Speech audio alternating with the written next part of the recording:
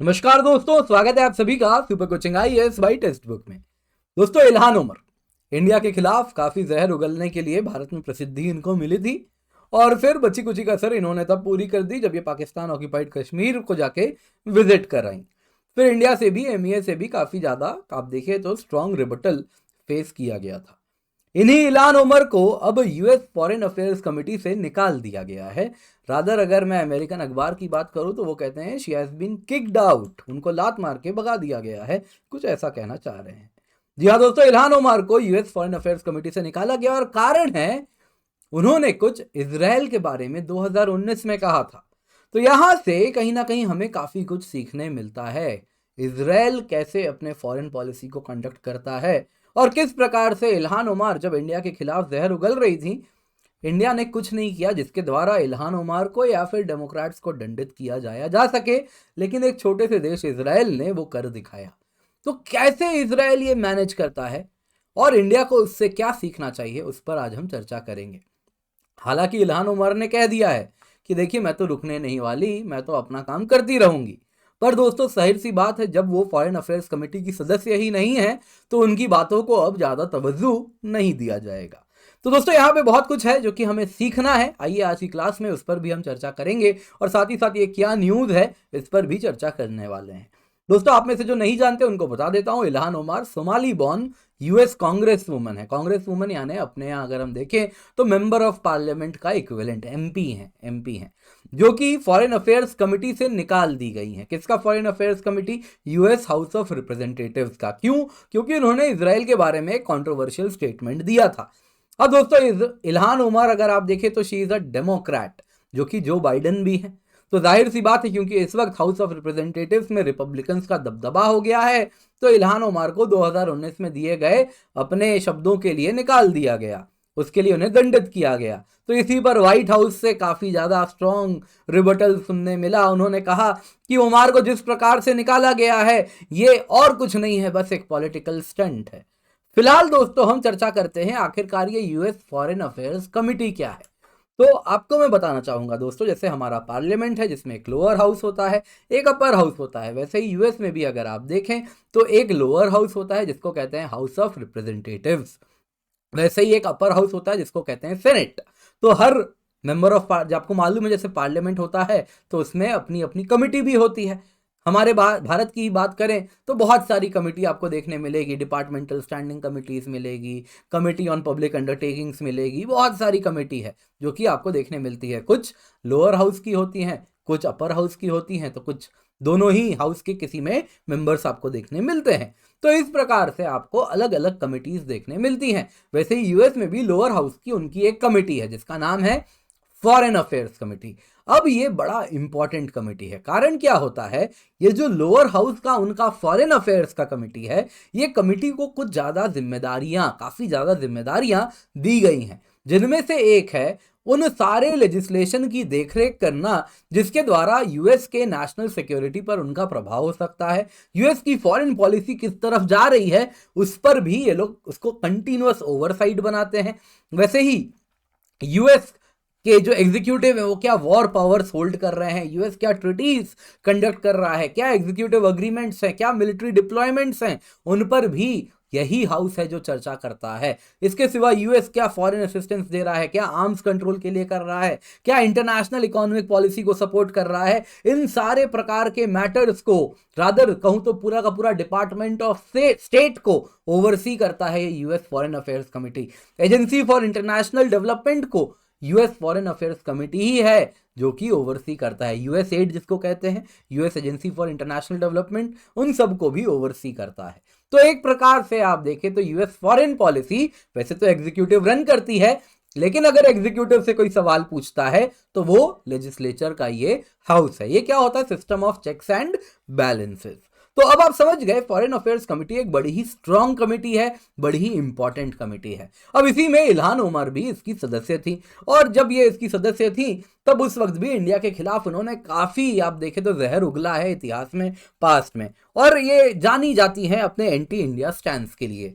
ये और भी उभर के दिखा जब ये पाकिस्तान ऑक्यूपाइड कश्मीर विजिट कर ली। और इसी पे इंडिया के एमईए के स्पोक्सपर्सन अरिंदम बागची जी ने काफी स्ट्रॉन्ग रिबटल दिया था। उस वक्त उन्होंने कहा कि हमने नोट किया है इल्हान ओमार इंडिया का part, Indian union territory of Jammu and Kashmir का एक हिस्सा विजिट कर रही हैं, लेकिन ये वो हिस्सा है जो कि इस वक्त इलीगली ऑक्यूपाइड है पाकिस्तान के द्वारा। इस प्रकार की पॉलिटिशियन अगर अपना इसी प्रकार का संकीर्ण यानी नैरो माइंडेड पॉलिटिक्स अपने घर में यानी यूएस में, अपने देश में करना चाहती हैं तो करें, हमें कोई फर्क नहीं पड़ता।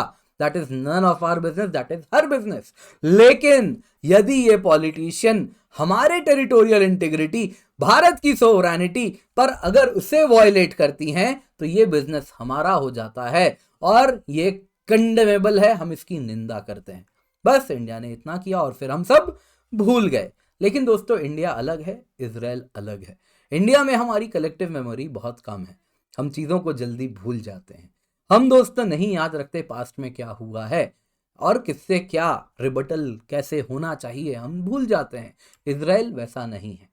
देखिए यहाँ पे क्या हुआ दोस्तों, इल्हान ओमार को इजराइल के बारे में दिए गए कंट्रोवर्शियल स्टेटमेंट की वजह से निकाला गया है। और वो भी आज की बात नहीं है, 2019 में उनके द्वारा किए गए ट्वीट के लिए उन्हें निकाला जा रहा है, जिसमें उन्होंने कहा था कि जो कि प्रो इजराइल पॉलिटिशियंस हैं यूएस में, उनको उन्होंने क्रिटिसाइज किया था और उन्होंने यूएस और इजराइल को हमास और तालिबान से कंपेयर किया था। उसके लिए उन्हें निकाला गया है। उनको इसलिए भी निकाला गया क्योंकि इल्हान ओमार ने कहा था कि जो यूएस का इजराइल को सपोर्ट है वो because of the Jewish money है, जिसको कहा गया this is widely and clearly anti Semitic. इसके लिए इल्हान ओमार ने तब अपॉलजी भी पेश की थी, सॉरी भी कहा था। लेकिन इजराइल इतिहास में बहुत कुछ देख चुका है और सदियों से जब वो शोषित रहा है, वंचित रहा है, उसके बाद अब वो उसकी कलेक्टिव मेमोरी कमज़ोर नहीं है। अब वो चीज़ों को याद रखते हैं वहाँ के लोग और आप देख सकते हैं जब वक्त आता है तब उसके लिए हर चीज़ की भरपाई इजराइल करवाता है। दोस्तों यहाँ पे इंडिया, हालांकि इंडिया के लिए भी इन्होंने जहर उगला था, हम बस निंदा करके भूल गए। लेकिन दोस्तों इंडिया को काफ़ी कुछ सीखने मिल सकता है इजराइल से। क्या मिल सकता है दोस्तों? सबसे पहले अगर आप देखें तो यहाँ पे क्योंकि इल्हान ओमार को जो किकआउट किया गया है, यहाँ पे ये जो पूरा का पूरा रिजोल्यूशन, पता है सामने कौन लेकर के आए हैं? ये एक ज्यूइश पॉलिटिशियन है, हाउस ऑफ रिप्रेजेंटेटिव्स में रिपब्लिकन पार्टी को बिलोंग करते हैं। उन्होंने ये पेश किया है, मैक्स मिलर नाम के हैं, उन्होंने ये पेश किया है। वैसे ही दोस्तों अगर आप देखें तो आज के टाइम में यूएस में, यूके में कई इंडियन ओरिजिन पॉलिटिशियंस हैं और ये इंडियन ओरिजिन पॉलिटिशियंस के साथ हमको रिश्तों को नर्चर करना चाहिए। पर अनफॉर्चुनेटली हुआ क्या है दोस्तों, जो हमारे इंडियन ओरिजिन पॉलिटिशियंस हैं उनके साथ रिश्ते भारत के मजबूत नहीं रहते। कई बार तो ऐसा देखने मिलता है, रादर मीडिया में कहा जाता है कि Indian origin politicians are whiter than the American whites, यानी कि अपने आप को वो इस प्रकार से पेश करते हैं जैसे कि वो और भी ज्यादा अमेरिकन है। They are more American than rest of the American, they are more white than the rest of the whites. इस प्रकार से उनके रवैये रहते हैं।